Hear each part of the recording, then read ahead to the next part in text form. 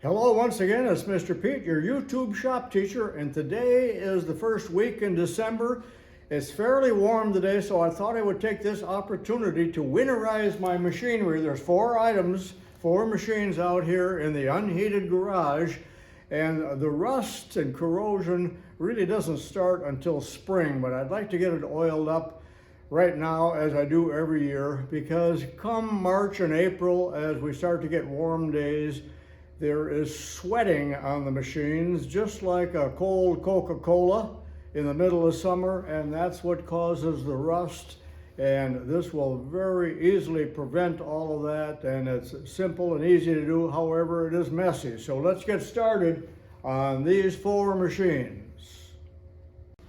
So what do you need to do this? Well, it's not rocket science.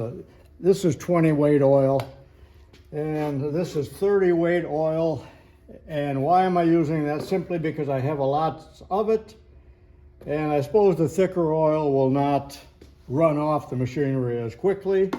And then here I have a soup can with a paintbrush fairly wide that I will use to wipe it on. And I'm going to try a glove method. So there's a lot of different ways of doing this, but I have a lot of surface area to cover, so I'd like to make this fast. And remember, you do not need to oil any of the painted surfaces. It's only the unpainted parts that are going to rust. I think I'll start here with the little South Bend 7-inch shaper, just using the brush.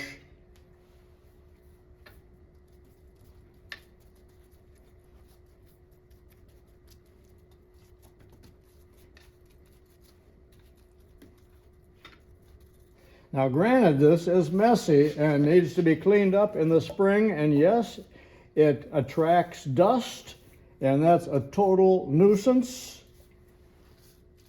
Try not to miss any spots. And I'm already about halfway through this machine. That's all I'll show on the shaper. And here's my newly acquired South Bend 9-inch lathe, and that needs the same treatment. All over the chuck. And that, boy, that is messy.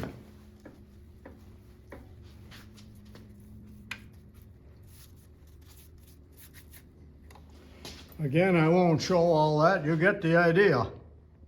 I'm not going to actually show this, but this is the bandsaw table, and I think most of you have had someone that is thoughtless and they set their McDonald's cup on here and then they forget about it, and it sits there and sweats half the day, and then you got a horrible ring on here that you never can fully remove. So try to make your work surfaces, your flat surfaces, an area where people do not set things down, but it certainly becomes a catch-all.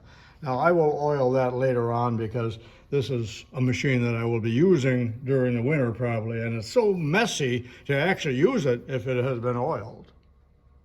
All right, now we come to the South Bend mill, newly acquired. I'm going to try something a little different. I put on a rubber glove, which I normally don't like to do, and I'm going to sacrifice one of my jersey gloves. Luckily, I have dozens of them, and I've already put some oil in here, or you can just squirt it like that and rub it around, but I think that this might speed things up a bit, as messy as it might be.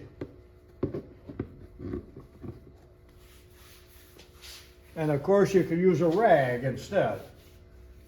But hey, this works pretty good. Glad I thought of it.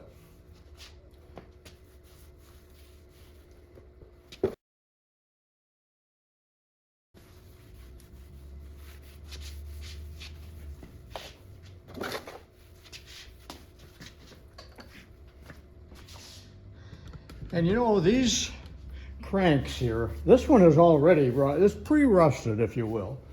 So I don't know if that's going to help much, but you want to get all of your hand wheels and knobs and all of that, because that horrible Illinois rust will find us everywhere. It's placed just everywhere.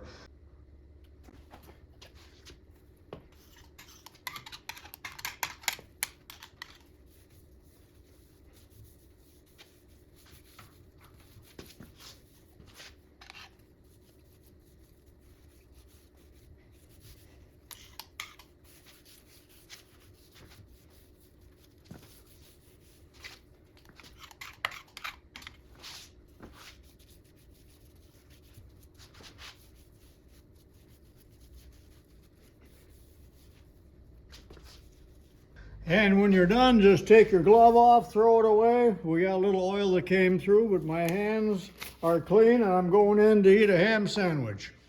Well, I've got a couple more machines to go, and today is December, I told you already, 2021, and these machines will be all ready for me to start using next April, and I'll take some thinner back then.